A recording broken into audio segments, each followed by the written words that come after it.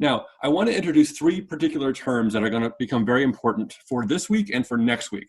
I'm going to go into them a bit more next week with the reading. Now, I want to introduce those terms in a preliminary way, just so you understand what I mean by them, because it's going to be difficult for me to talk about the documentary and film as document without bringing up this very important idea of the index. So what do I mean by index? Well, I'm actually invoking this philosopher's three categories of signs. The philosopher is an American pragmatist philosopher named C.S. Peirce. He became very important in later film theory for people trying to understand early accounts of what photography was. Why is photography so special? The idea was that the photographic or cinematic image's status as a document is tied to its indexical powers. Basically, we can think of index and the indexicality of photography as like a special and precise way of understanding something that I think most of us intuit, which is the idea that if I take a photograph of an apple and I show you the picture of the apple, you believe that that picture is not just a representation of an apple, it is also a document of that apple that existed in the past.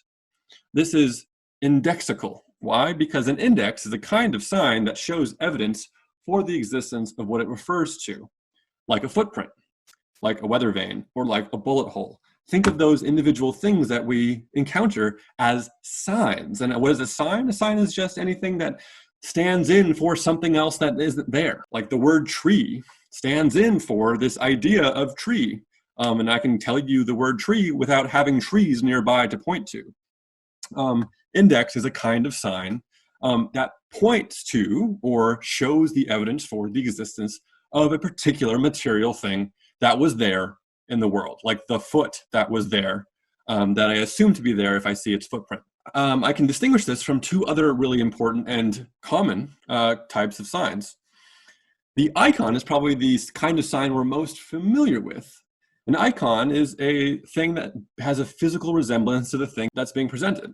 A figurative painting, or a painting in which you recognize particular things, like the Mona Lisa, is not a photograph of a woman. It is a representation or an iconic sign of a woman that we're calling Mona Lisa.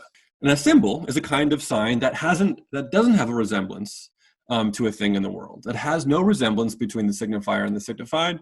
The connection between them must be culturally learned. What's a great example of a symbolic sign? Words. Remember that tree I mentioned earlier? Think about the word tree, both in its visual form as T, R, E, and E, or in its heard form, the sound tree, or if you speak Spanish, arbol. Think about all the languages in which a particular sound stands in for that thing that has bark and has leaves and that flows in the wind. The sound tree has no resemblance to that thing out there. It doesn't have the same connection to that thing out there that a painting of a tree does. That's why we call it symbolic.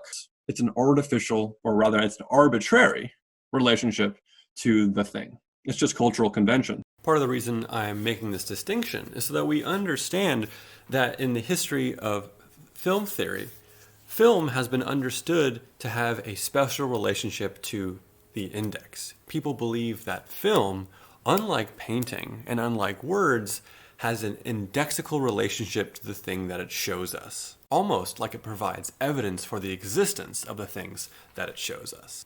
In other words, we might say it documents or provides a document of the thing that it shows.